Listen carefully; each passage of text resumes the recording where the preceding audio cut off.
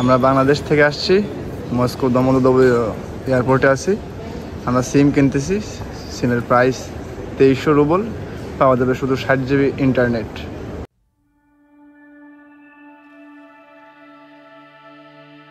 আসসালামু আলাইকুম, আশা করি সবাই ভালো আছেন। আজকে বাংলাদেশ থেকে আমাদের 4 জন স্টুডেন্ট আসবে, তারা অলরেডি ল্যান্ড করছে। তো আমার একটু কাজ ছিল, আমি আর আসতে একটু লেট হয়ে গেছে।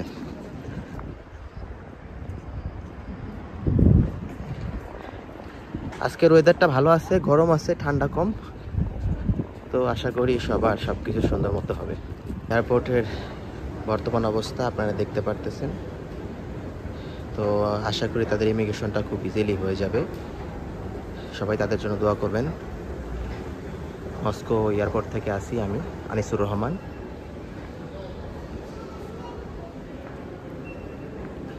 ওই যে অনেককে ছাড়তেছে, বাট আমাদের স্টুডেন্ট না।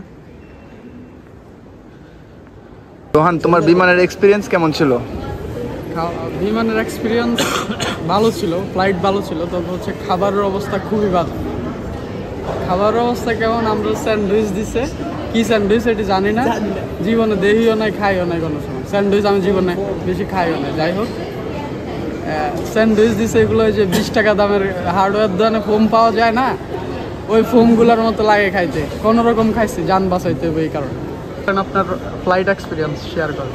এক্সপিরিয়েন্স বলতে আপনার হলো গিয়া সিটের আর কি সমস্যা আছে, জায়গার স্পেস নিয়ে সমস্যা আছে, পায়ে বাদে শুধু, বুঝছেন, মানে লড়াচড়া কম যায় আর কি। তা ইয়ার আরাবিয়ার ক্ষেত্রে আমি বলবো খাবারটাও ভালো না, আবার এই স্পেস নিয়ে ঝামেলা আছে, আর টুকটাক নিয়ে আরও ঝামেলা আছে। আপনি এক্ষেত্রে আমি যদিও জানি না, তারপর আমি আনুমানিক ধারণা করতেছি টার্কিশ এয়ারলাইন্সে গেলে মনে হয় ভালো হয়। টার্কিশ, তারপর কাতার এয়ারলাইন্স আছে আপনার, এগুলো আর কি আপনার আসলে মনে হয় ভালো এক্সপিরিয়েন্স পাওয়া যায়, ভালো ভালো খাবার দিবে। আর এই বিজনেস ক্লাস সিট আছে, ভালো ভালো খাবার দিবে, ভালো ভালো দাম, দামও বেশি, সুন্দর কেবিন ক্রু আসবে, জিজ্ঞেস করবে hello sir, how are you. Tamim ভাই, আপনার ইমিগ্রেশনের অভিজ্ঞতাটা একটু শেয়ার করুন। আমার ইমিগ্রেশনের অভিজ্ঞতা খুবই ভালো ছিল। আমরা কাকড়া থেকে 4 জন ছিলাম, Volgograd state university, Volgograd state pedagogical university. সে আমাদের 2 ঘন্টার মতো বসায় রাখছিল। সেক্ষেত্রে আমাদের কোনো কোশ্চেন বা কোনো কিছু শিকার হতে হয় নাই, আমরা খুব ইজিলি পার হতে পারছি। ভাই, আপনাদের এই মস্কোর আর কি পরিবেশটা কেমন লাগতেছে? মস্কো এয়ারপোর্টের পরিবেশ সুন্দর, ভালো ছিল। আমরা দুবাই ট্রানজিট ছিল, দুবাইয়ের এয়ারপোর্ট অনেক সুন্দর। সাইন করো একটু, ক্লিপটা নাও, সাইন করা অবস্থায়। সে সিম কার্ড কিনতেছে, সিম কার্ডে এখন ডিজিটাল সিগনেচার করতে হয়, ডিজিটাল সিগনেচার করতেছে। সে সিম কার্ড কিনতেছে 2300 রুবেল দিয়ে সিম কার্ড, 60 GB। আশা করি তাদের হয়ে যাবে। এখানে আসছি, ওরা যাওয়ার আগে দেখে গেল এয়ারপোর্টের ভেতরে এরকম পুরাতন আমলের গাড়ি আছে। ওই যে এই যে গাড়িটা আমরা যেসব ছবিতে দেখি। আচ্ছা বলো, এখানে কি কি মডেলের গাড়ি আছে বলো তামিম? লেখা আছে না, মডেল লেখা আছে দেখো না? হ্যাঁ, ওই যে শেষ করতে পারবো। এই যে সামনেটা, এটা কি, এটা কি লেখা?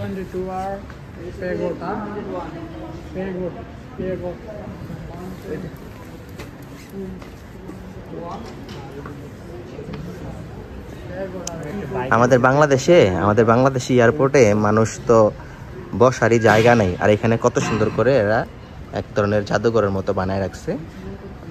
এটা একটা আকর্ষণ। রাহাত, অভিজ্ঞতা কেমন লাগতেছে? ঘুম হইছে?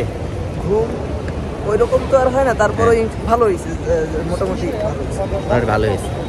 কারণ আপনার এখন আমি তো ওই বিশেষ জার্নি পথে তো আর বাসার ঘুমের কথা যদি চিন্তা করি তাহলে তো আর হবে, তো সেই হিসাবে যতটুকু আলহামদুলিল্লাহ অনেক ভালো। তারপর তামিমের কি বিমানে ঘুম হয়েছে? হ্যাঁ, ঘুম হয়েছিল, হালকা একটু পারছিলাম। তামিম অনেক লম্বা তো ক্যামেরায় ধরে না। খুব টেনশনে ছিলাম আর ঘুম হয় নাই? হ্যাঁ, ঘুম হয় নাই, আর সবাইকে ছেড়ে দেওয়া। আর আমাদের নাইমুল্লার কি ঘুম হয়েছে? আমার নাম অ্যাকচুয়ালি রোহান। আচ্ছা, রোহানের কি ঘুম হয়েছে? আমি প্রথম ফ্লাইটে ঘুম যাই নাই, সেকেন্ড ফ্লাইটে শারজা তো মস্কোতে 4 ঘন্টা ঘুম গেছে। আচ্ছা, তার মানে সে শারজা থেকে মস্কো আসতে সে মোটামুটি সে ঘুমাইছে। আর আমাদের মিরাজের কি ঘুমাইছে? না, ঢাকা থেকে শারজা আসার সময় কোনো ঘুম টুম আসে নাই, কিন্তু মস্কোতে শারজা থেকে মস্কোতে আসার সময় ঘুমাইছি একটু। কার গার্লফ্রেন্ড আসবে অক্টোবরে? আমার তামিম বলতেছে তামিমের গার্লফ্রেন্ড নাকি অক্টোবর মাসে আসবে। ওরা 4 জন আসছে, 4 জনের ছোট ছোট লাগেজ আনছে, সেই ক্ষেত্রে আর কি গাড়িতে উঠাইতেও সুবিধা হবে, লাগেজগুলো ছোট ছোট, বড় লাগেজ না। তো আমরা একটা মিনি ভ্যান অর্ডার করছি, এই দেশের ভাষায় বড় বড় ট্যাক্সি যেগুলাতে, ওগুলার মিনি ভ্যান বলে আর কি। তো যারা আসবেন বাংলাদেশ থেকে তারা ছোট ছোট লাগেজ আনবেন, ছোট ছোট লাগেজ আনলে এগুলা নড়াচড়া করেও সুবিধা, আর হচ্ছে লাগেজগুলো সুন্দরভাবে রাখাও যাবে। দেখেন তারা খুব সুন্দরভাবে লাগেজগুলো রাখতে পারতেছে গাড়ির পেছনে। কেন বড় লাগেজটা আগে নিচে রাখা যেত না? বড় লাগেজটা নিচে রাখলে কি হইতো? বুদ্ধি নেই, এক একটা লম্বা, এক একটা শুধু লম্বাই হয়েছে। বড় লাগেজটাকে নিচে রাখতে হবে।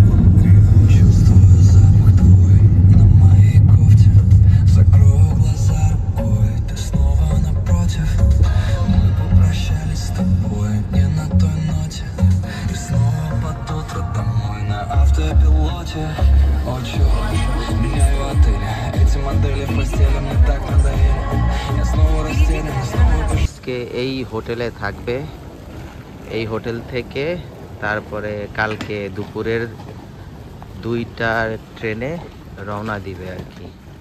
তো স্টুডেন্ট আইসাই আমার আগে আসছে, তো আমরা 2টা ট্যাক্সি লাগছে আসছে আমার আগেই, ওরা অলরেডি খুঁজে বের করে ফেলছে হোটেল। তো আমরা এখন দেখি অবস্থা। ওইখানে ক্লিক করো, উপরে ক্লিক করো, উপরে টিপ দাও, হ্যাঁ টিপ দাও। স্টুডেন্টরা প্র্যাকটিস করাইতে আছে আর কি, নিজে নিজে প্র্যাকটিস করে খুলছে যাও, একজন ধরো, একজন ধরে একজন ঢুকো, কারণ স্টুডেন্টে সাইরা দিলে আবার অনেক সময় অনেক কিছু শিখতে পারে না, আবার শিখে না। এখান থেকে কালকে আমরা আবার ট্রেনে চলে যাব শহরে আর কি, যে শহরে তাদের ভার্সিটি সেই শহরে। হোটেলে লাগেজ টাগেজ রেখে এখন বেরোইছি। আর আমাদের যারা আসছে বাংলাদেশ থেকে এরা, তামিম এখন কোথায় যাবা বলো? আমরা একটু শপিংয়ে যাচ্ছি। শপিং, খাওয়া দাওয়া করবে আর কি।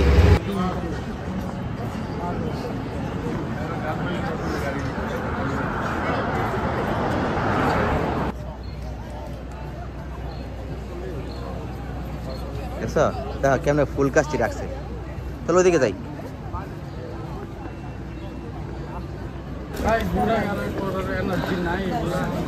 আরে এখান থেকে ট্রেন স্টেশনে তো যাইতে হবে তাই না? তোমরা যে কিছু যে খাবা এর জন্য তো আমাকে ট্রেন স্টেশনে যাইতে হবে না? খাবার সমস্যা নেই, আবার খাওয়ার পরে কি হবে? খাওয়ার পরে আবার শরীর ছেড়ে দিয়ে তখন আবার বলবো যে ভাই যা ঘুমাবো, তখন আমার আরেক জ্বালা। এই জন্য আমি হ্যাঁ যাই ঘুমাবা না, গোসল আর কি করবা? এই যে আমি মেট্রো স্টেশনে চলে আসছি, আসো।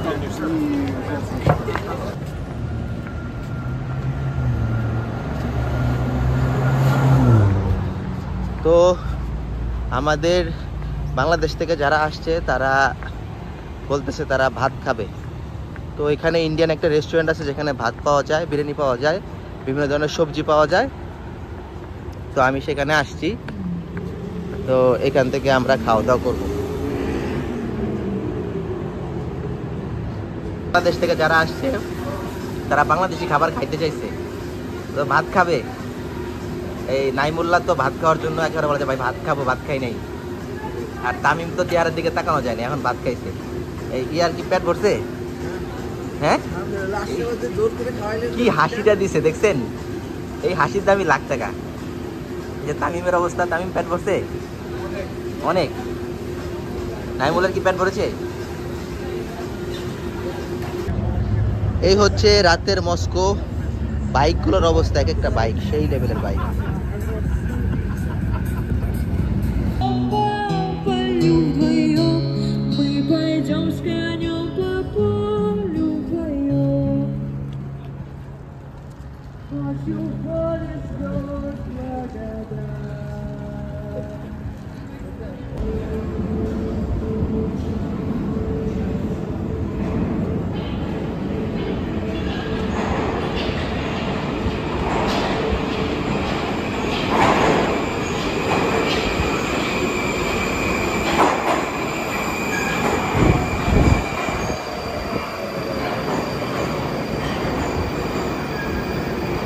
তাদেরকে আমি 5 স্টার টাইপের হোটেলে উঠাই নেই, কারণ টাকা খরচ বেশি হবে। তাদের অলরেডি অনেক টাকা খরচ হয়ে গেছে, বিমান টিকিট, তারপর হচ্ছে রাশিয়াতে আসা। তো সেক্ষেত্রে তাদের জন্য আমি একটু সস্তায় আপনার একটা হোস্টেলের ব্যবস্থা করছি, যে 4 বেডের রুম এক রাতের জন্য। কত নিছে? 5,000 সামথিং। 5,000 সামথিং হচ্ছে তাদের রাশিয়ান রুবেল হয়েছে। তো মোটামুটি কমই হয়েছে, কারণ আগে যারা আসছিল তাদের এক একজনের এক রাতেরই ভাড়া ছিল অ্যারাউন্ড কম হয়েছে। এবং আবার অনেক সময় অনেক হোটেলে একসাথে 2টা পাওয়া যায় না সিট। 2টা যেহেতু সিট পাওয়া যায় না, সেক্ষেত্রে আলাদা হইতে হয়। সেক্ষেত্রে আমি একই জায়গাতে পাইছি, তারা সবাই একসাথে আছে, সবাই একসাথে সেফ থাকবে, আর এখানে টেনশন করার কোনো কিছু নাই। তাদেরকে হোটেল থেকে ট্যাক্সি করে আবার রেল স্টেশনে নিয়ে আসছি। তো মোটামুটি আজকের ওয়েদার ভালো, মোটামুটি গরম আছে, দেখতেও সুন্দর, পরিষ্কার পরিচ্ছন্ন। আজকে আমরা আসছি হচ্ছে মেট্রো তো বাগজাল, পাভেলস্কি বাগজালে আর কি, মানে পাভেলস্কায়া ট্রেন স্টেশন। তো এখান থেকে আমরা ট্রেনে করে ওরা চলে যাবে ইসে ভলগাগরাদে, আর আমি যাব হচ্ছে এয়ারলাইন্সে করে। আপনারা দেখতে থাকেন। আমি তাদেরকে ট্রেনে উঠাই দিছি, ট্রেন ছেড়ে দিতেছে আর কি অলরেডি। তো আমি 100 বার বলছি যে লাগেজ, ছোট লাগেজ আনতে, ট্রেনে বড় লাগেজ আনার কোনো জায়গা থাকে না। আমি 100 বার বলছি।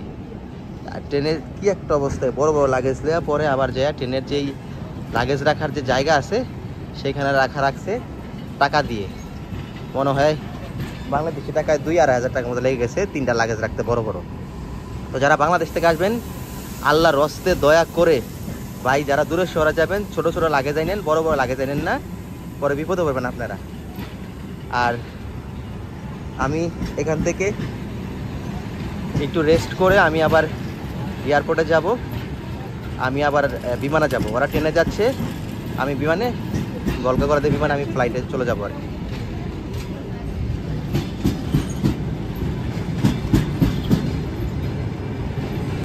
SVO যেটা এয়ারপোর্ট মস্কোর, সেখানে আসছি টার্মিনাল ডিতে, ডোমেস্টিক ফ্লাইট যেখান থেকে হয় নর্মালি। এটা একবার ডোমেস্টিক ফ্লাইটের জন্য আলাদা টার্মিনালই আছে। তো এখান থেকে মস্কো থেকে ভলগাগরাদ যাব আমি। ওদের যেতে লাগবে হচ্ছে, ওরা কালকে সকালবেলা যে ওইখানে পৌঁছাবে, আর আমি আজকে সন্ধ্যায় ওইখানে পৌঁছায় যাব। পরে আমি রাতে একটা হোটেলে থাকবো, ওদের সকাল ওখান থেকে রিসিভ করে ভার্সিটির কাজ আর হোস্টেলের কাজগুলো শেষ করব।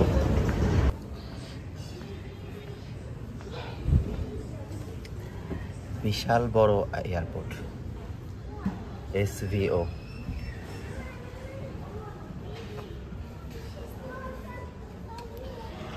এটা স্মার্ট আভিয়া, দূর হচ্ছে আইরোফ্লট।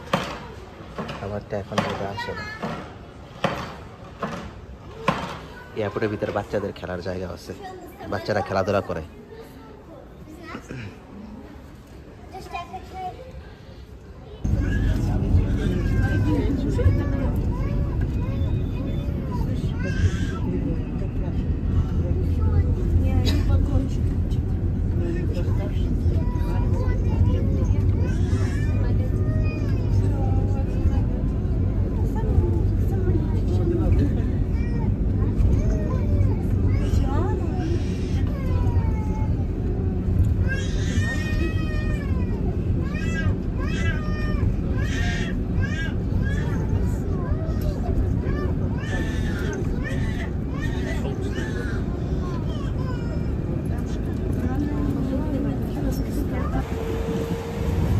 মোটামুটি এটা বড় বিমান আছে, ভালোই বড়। বোয়িংয়ের 737-800 মডেলের বিমান, ভালোই বড় বিমান। তো আমরা এটাতে করে আমি যাব, আমরা আশা করি সেফলি সব কিছু ঠিক মতো হবে।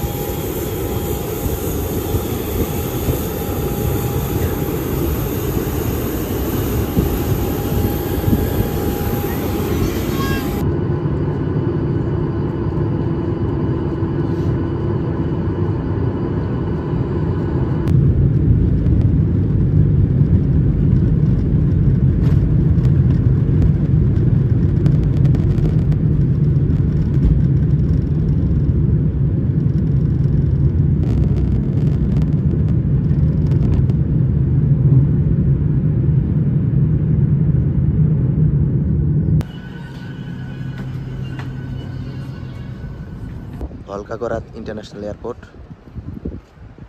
Багаже расположено на первом этаже здания аэровокзала.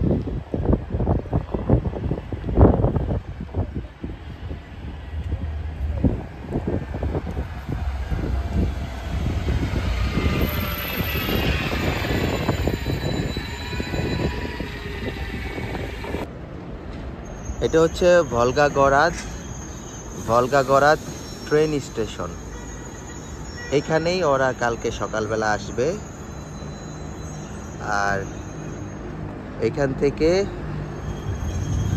রিসিভ করে ওদের ইউনিভার্সিটির ডরমে নিয়ে যাব। কালকে আমি এখানে আসব। আর জাস্ট একটু আসলাম আমি আগে ফ্লাইটে, তো ওই কারণে আমি একটু আপনাদেরকে দেখালাম। যথেষ্ট সুন্দর জায়গা, পরিবেশ সুন্দর, রাতের সৌন্দর্য, ট্রেন দাঁড়ায় আছে। তো আমি যেহেতু আর্লি চলে আসছি, তো এই জন্য আমি এখানে একটা অল্প টাকার একটা হোস্টেলে উঠছি। তো এখানে আমি যেখানে আছি এখানে কেউ নাই, তো এই টাইপের ফ্যাসিলিটি থাকে জাস্ট এক রাতের জন্য। তো আমি এইটাতে আমি থাকবো। এখানে সব কিছু আছে, বেড টেড। এটার ভাড়া হচ্ছে আপনার সব কিছু দিয়ে 1500 রুবেল এক রাতের জন্য, 1500 রুবেল। এবং এটা যথেষ্ট জোস একটা হোস্টেল, এবং জাস্ট এক রাতের জন্য ঠিক আছে, যারা ট্রাভেল করে তাদের জন্য ঠিক আছে।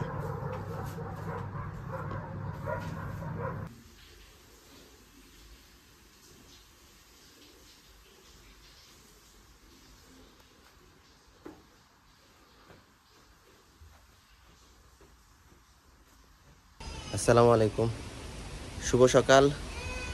তারা অলরেডি চলে আসছে। আমি রাতে এই হোটেলে ছিলাম, তো এখান থেকে ট্যাক্সি অর্ডার করে তারপরে তাদেরকে রিসিভ করে ইউনিভার্সিটির ডরমে নিয়ে যাব। রাতে তেমন একটা ভালো ঘুম হয় নাই।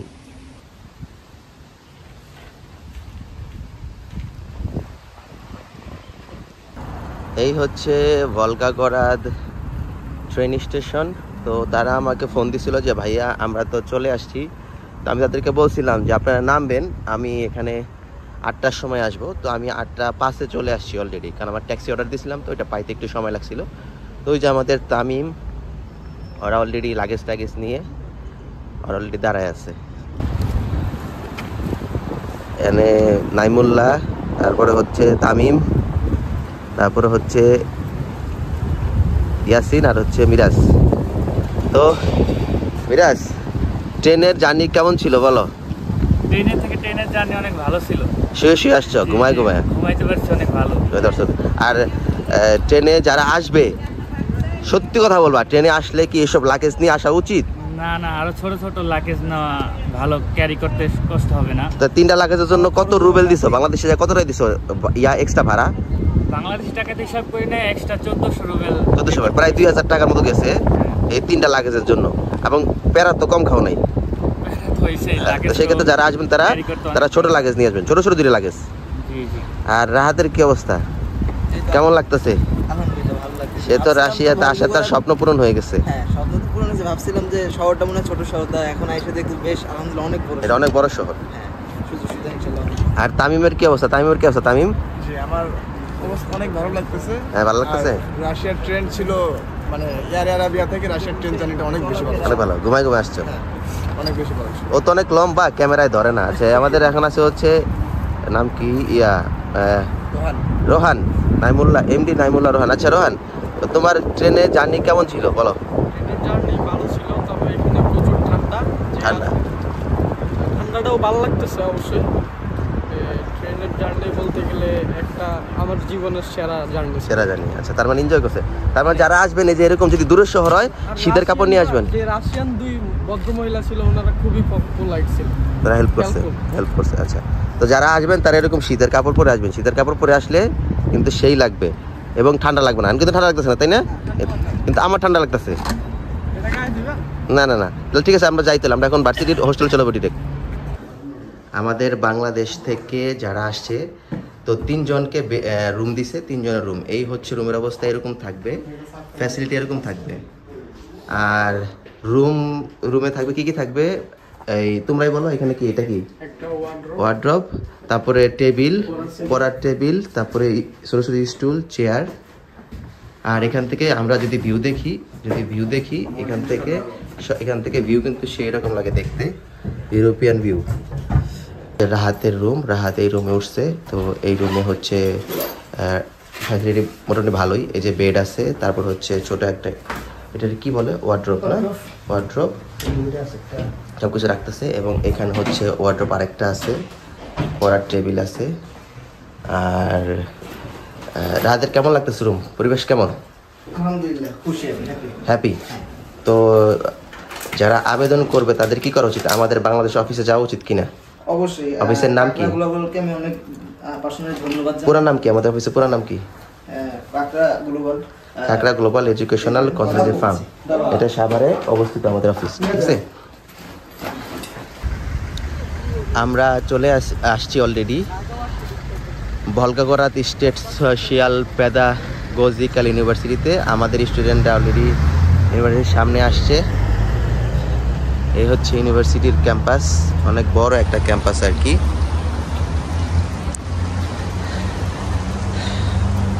তো তোমরা কি কিছু বলবা ক্যামেরাতে?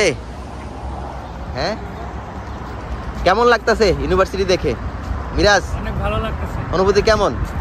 অনেক বড় ইউনিভার্সিটি, ভালো লাগতেছে। ভালো লাগতেছে। নাইমুল্লাহর অনুভূতি কেমন? অবশেষে আইসা পৌঁছাইলাম। অবশ্যই আইসা পৌঁছাইছে। আর তামিমের অনুভূতি কেমন? যেরকম ভাবছিলাম তার থেকে অনেক বেশি, অনেক বেশি। ক্লিন, পরিষ্কার পরিচ্ছন্ন, সুন্দর।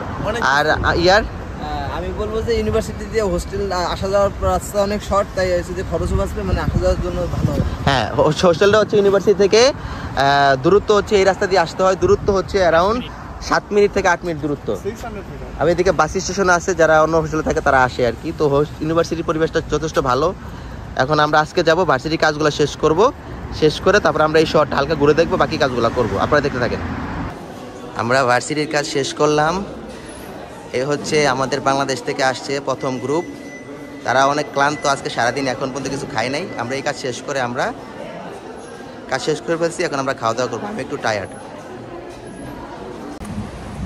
তো আমরা ব্যাংকে আসছি, আসার পরে আমাদের 4 জনের আমরা টাকা পয়সা পেমেন্ট করছি।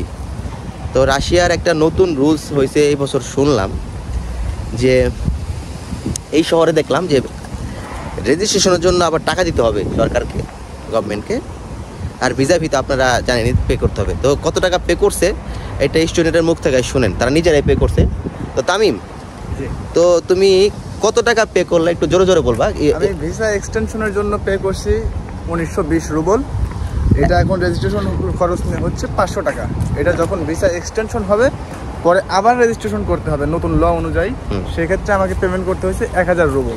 তার মানে বিষয়টা কি হয়েছে? Total 3420 rouble. হ্যাঁ, সে তাহলে তার মানে কি করছে, সে প্রথমে সে ভিসার জন্য পে করছে 1920 রুবেল, এবং এই ভিসাতেই যে তার আবার রেজিস্ট্রেশন হবে এটার জন্য পে করছে 500 রাশিয়ান রুবলে আর কি। আবার এই ভিসা শেষ হওয়ার পরে তার যে আবার নতুন একটা ভিসা দিবে পরবর্তী বছরের 31 অগাস্ট পর্যন্ত ভার্সিটি, সেটার জন্য সে অগ্রিম আরও 1000 টাকা পে করে দিছে ভার্সিটিকে, মানে গভর্নমেন্টের খাতায়। তো এই টোটাল অ্যামাউন্টটা পে হয়েছে 3420 রুবল, 3420 রাশিয়ান রুবেল। তো এই বিষয়টা পেমেন্ট করছে, নিজেই পেমেন্ট করছে ব্যাংকে এসে। এই বিষয়টা আপনারা জানলেন এবং বুঝলেন। এটা মনে রাখবেন, এই বিষয়ে মাথায় রাখবেন। এখন আমরা জানবো যে ভলগাগরাত স্টেট সোশ্যাল পেদাগজিক্যাল ইউনিভার্সিটির টিউশন ফি ল্যাঙ্গুয়েজ প্রোগ্রামের। তো কত টাকা টিউশন ফি পে করছো তোমরা? এটা হচ্ছে 1,05,000 রুবেল। 1,05,000 রাশিয়ান রুবেল পেমেন্ট করা হয়েছে টিউশন ফি। Tuition fee.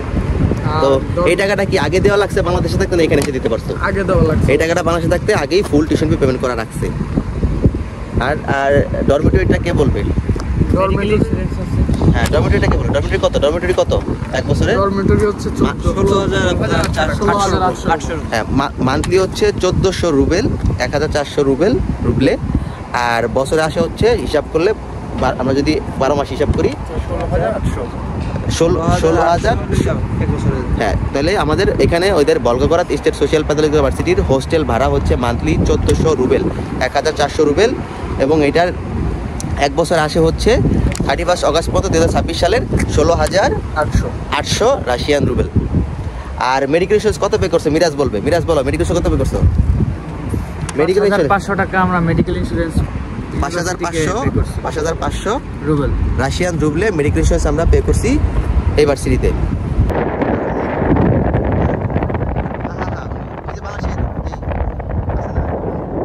তো তামিম আর নাইমুল্লাহ বাজার টাজার করতেছে, আর রাহাত আলু নিতেছে, মিরাজ নিতেছে, বাজার টাজার করতেছে। এরপরে গিয়ে রান্না বান্না করবে।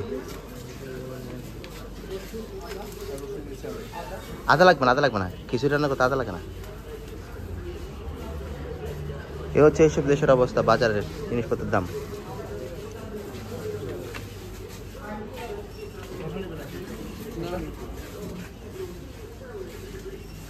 স্টুডেন্ট যারা আসছে তারা বাজার টাজার করছে, অলরেডি বাজার করছে। তো হালকা একটু বাজার করছে আর কি, যে আজকে রান্না বান্না করে খাবে। 400 তারা বাজার করছে।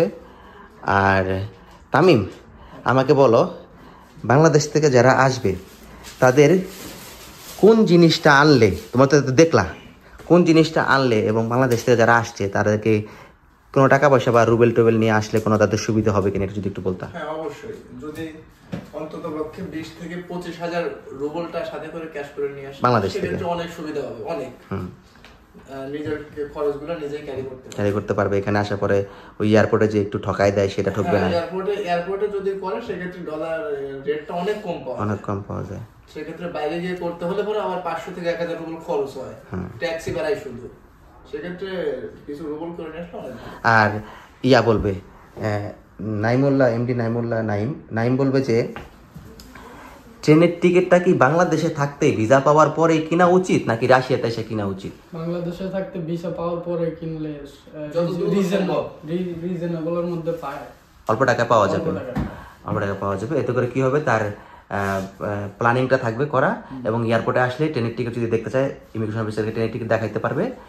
এবং তার আগে থেকে টিকিটটা কেনা থাকলে তার অনেক দিকে সুবিধা, যেমন আসার পরে তার বেশি দামে টিকিট কিনতে হবে না, প্যারা নাই। তো মিরাজ বলবে যেটা খুবই জরুরি, মিরাজের কাছ থেকে শোনা দরকার, যে হাত খরচের জন্য যেটা দরকার, হাত খরচের জন্য কত টাকা নিয়ে আসা উচিত। একবার সত্য কথা বলবা, যাতে আইসা তো বুঝতেছো না কি অবস্থা। হাত খরচের জন্য অ্যাটলিস্ট একটা স্টুডেন্টের কত ডলার আনা উচিত এক্সট্রা, সকল খরচ বাদ। যদি আমি একটা আইডিয়া করি যে আমার একটা জায়গায় 5,000 টাকা খরচ হবে, সেখানে আমার 5,000 হয় না, তার থেকে আরো 2-3 হাজার টাকা বেশি খরচ হয়।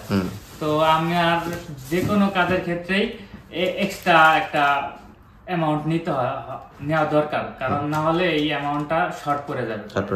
তো সেই ক্ষেত্রে এক বছরের খাওয়ার খরচ জন্য বাংলাদেশের থেকে অ্যাটলিস্ট, আমার মতে যেটা আমি সবাইকে বলি, যে সবাই অ্যাটলিস্ট খাবার খরচের জন্য $1,000 এক্সট্রা নিজের জন্য নিয়ে আসবেন, পকেট খরচ যেটা বলি, সেটা কি আনা উচিত কিনা? হ্যাঁ, $1,000 নিয়ে আসা উচিত, বা 1 লাখ রাশিয়ান রুবেল নিয়ে আসা উচিত। নিয়ে আসা 1 লাখ না, 1 লাখ রাশিয়ান রুবেল বেশি হয়ে যায়। 1 লাখ রাশিয়ান রুবেল তো আমি জানি না আনতে দিবে কিনা। হ্যাঁ, মানে $1,000 যদি সে হাত খরচ আনে তার 1 বছরের জন্য, তাহলে সে কিন্তু 300 মানে নিশ্চিন্ত থাকবে। আর হচ্ছে ইয়া যে আছে ওই ভার্সিটির যেসব খরচ সেগুলো তো থাকবেই, সেগুলো তো আছেই।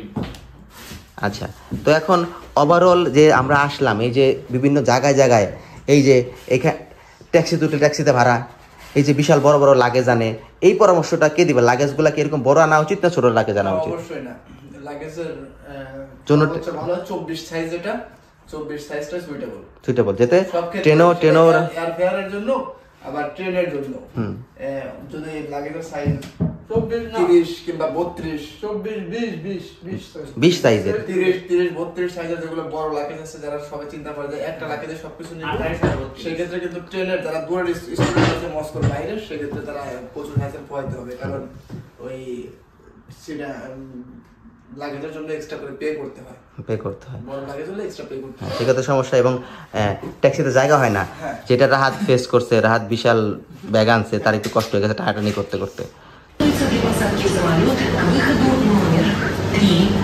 Attention please, passengers call Pobeda, flight number 518, Volgograd, St. Petersburg, are kindly requested to proceed for boarding through gate number 3.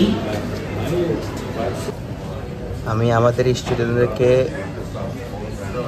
হোস্টেলে রাইখা তারপরে আমি এয়ারপোর্টে চলে আসলাম। এখান থেকে মস্কো যাব, কালকে আবার ফ্লাইট আসবে ঢাকা থেকে, তাদের আবার রিসিভ করতে হবে।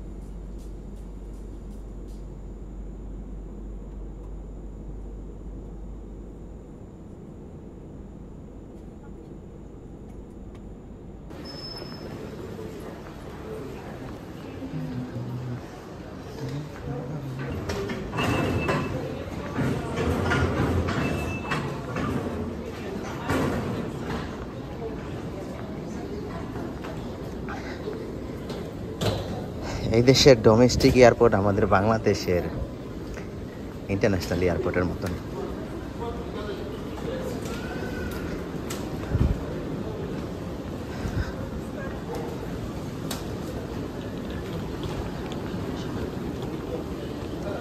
সবাই লাইক করবেন, কমেন্ট করবেন, শেয়ার করবেন,